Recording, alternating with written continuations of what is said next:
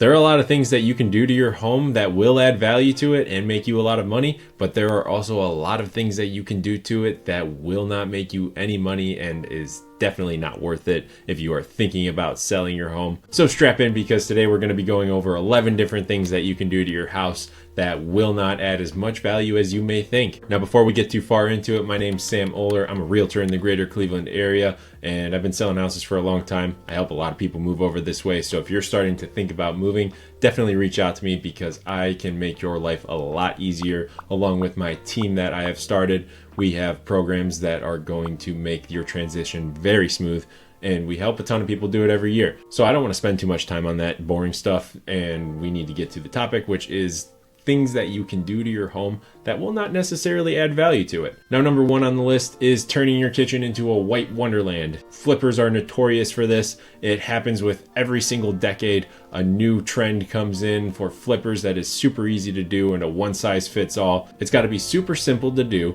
so that way it's relatively cost effective. It's got to appeal to the mass amount of people, but your white wonderland kitchens are starting to go out of style. The white shaker cabinets with the white tile backsplash and white paint, and your cookies and cream countertops, that stuff's just not in. Just like 10 years ago where everything was beige, you had wood cabinets, beige walls, some sort of brown countertop. The all white has just run its course. It's feeling super bland, so we're starting to move into some different color cabinets that are popping now. But seeming like a gray shaker cabinet is becoming a little bit more common.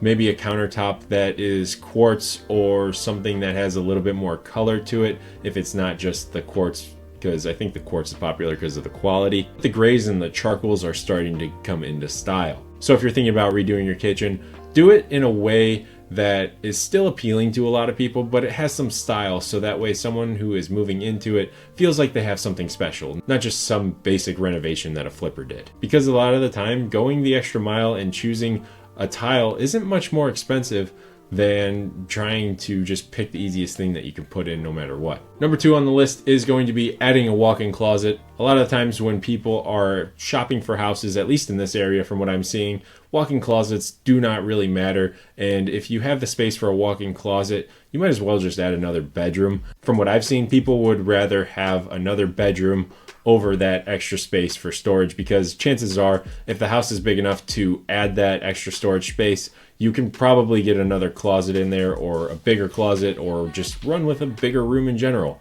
Me personally, I'd rather have the bigger room. And if you do that walk-in closet, it could actually hurt the value of your home, according to Zillow. Moving into number three on the list, that is going to be adding a deck to your home. Zillow's saying that the average deck is costing about $17,000 to install. And when it comes time to sell the house, the average value that a deck is adding is only about $8,500. So if you were to spend that money and get the brand new deck put on your house, you're only going to recoup about half of that value when it comes time to sell.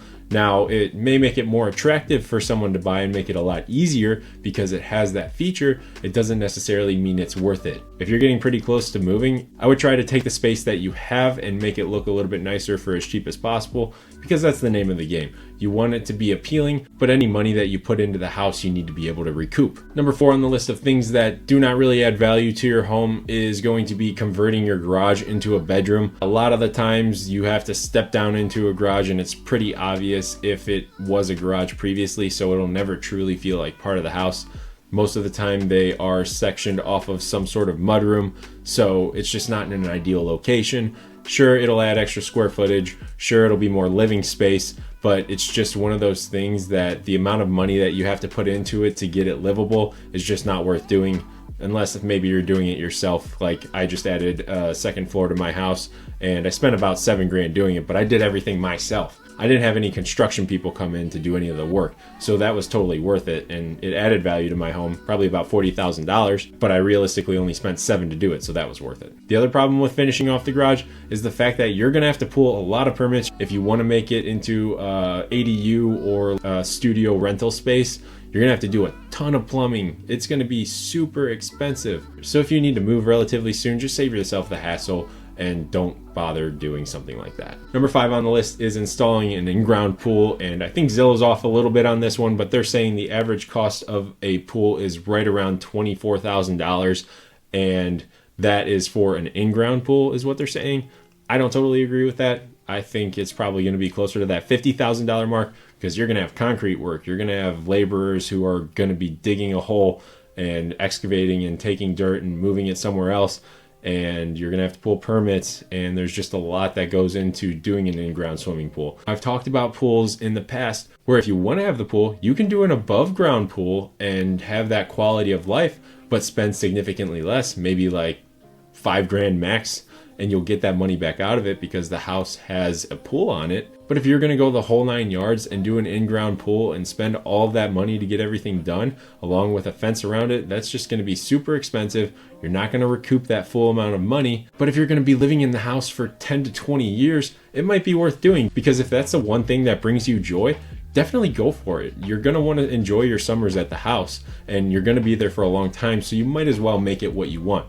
Now, if it was like 5 years or less, do the above ground pool. It's a lot easier. Number 6 on the list is going to be doing DIY poorly. Now, in my opinion, this is a given. You could walk into any house that has had DIY work done to it or shoddy work and just know right off the bat that it's not the house for you. Sometimes when you take on a DIY project for the first time, it just doesn't turn out quite how you expect. It's happened to me before. I've ripped a lot of my previous work out that I've done in the past and redone it just because I wasn't happy with the quality that it came out. So do yourself a favor, and if you're doing DIY, make sure you take the time to do it correctly instead of just patching it together and making it look okay, because people will notice it when you're walking through the home. It'll be a huge deterrent for buyers. Next on the list at number 7 of things that do not add value to your home are going to be doing a luxury bathroom. Now, if you go in and get the nicest tile, the nicest bathroom finishes, the nicest tubs, the nicest showers, you are not going to see a full return on that money that you spend. Sure, it's going to be really nice and super luxurious. However, unless you bought the house at a proper value to include doing that luxurious stuff for you to enjoy it for a little while, and then when you go to sell, make it make sense, that would make sense if you bought it at the right price. If you still owe on the house and you want to put a $20,000 to $30,000 bathroom in, it's just not going to recoup you that money, especially if it's a house that's not calling for a luxury bathroom. Sure, if it's like a 5,000 square foot house that is in a really nice neighborhood, you might want to do some nicer finishes. But if it's a $250,000 neighborhood in something that's 70 years old, that's just a ranch with 3 bedrooms and 1,500 square feet, you're not going to go and put a crazy bathroom in on top of that just because the market doesn't call for it. But again, that goes back to the quality of life. If it's something that you're going to spend a lot of time in the house and you want to enjoy it, do it. But if you're not going to be in the house for a long time, don't do it. Number 8 on the list of things that do not add value to your home is going to be new carpet.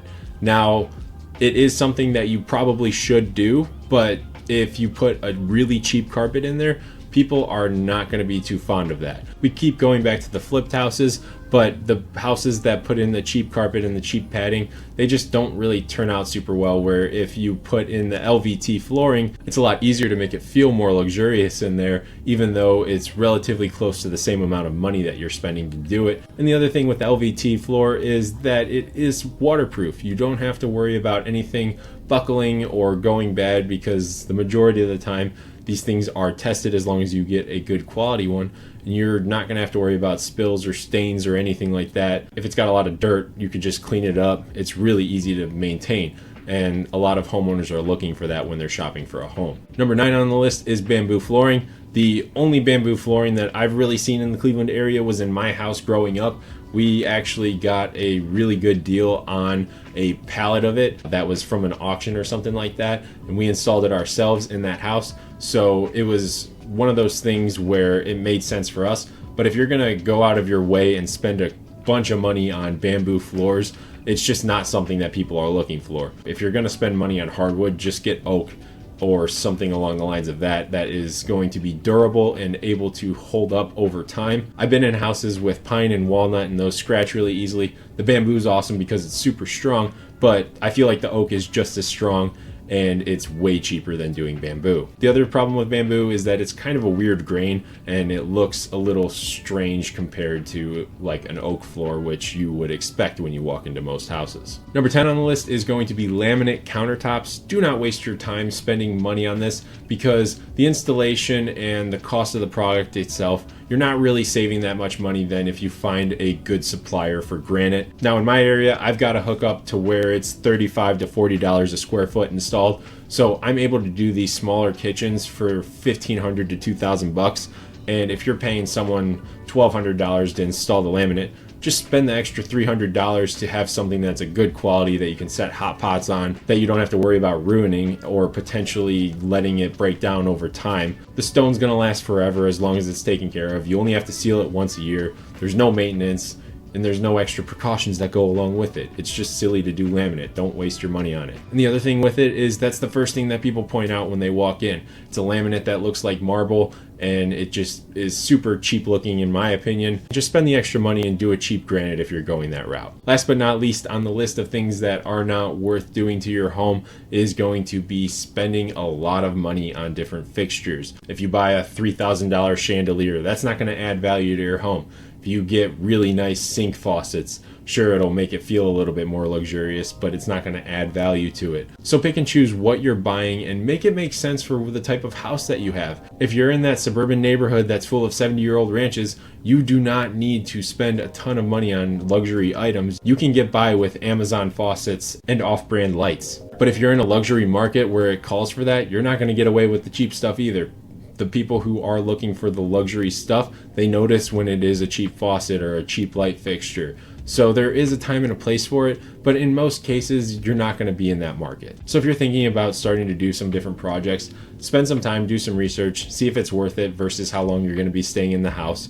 The best thing that you can do if you're thinking about selling your house is just pay someone to come in and do a deep clean, paint the house, and do minor updates here and there, so that way you can maximize your value, make it as easy as possible to sell, but you don't have to dump a ton of money and time into it. So if you're starting to think about moving in the Cleveland area, reach out to me. I'm happy to help where I can and offer my advice, but no matter where you're at in the country, I'll be able to help you. If you're not in my area, I can refer you to someone that I trust. So definitely reach out. All of my contact info is down in the description. While you find yourself down there, hit that like and subscribe button because it's going to keep you up to date with everything that's happening in the greater Cleveland area and just real estate in general and my opinions on it. I hope this video helped you, but with all that being said, I'm going to leave the video there. I'll catch you in the next one. Thanks for watching.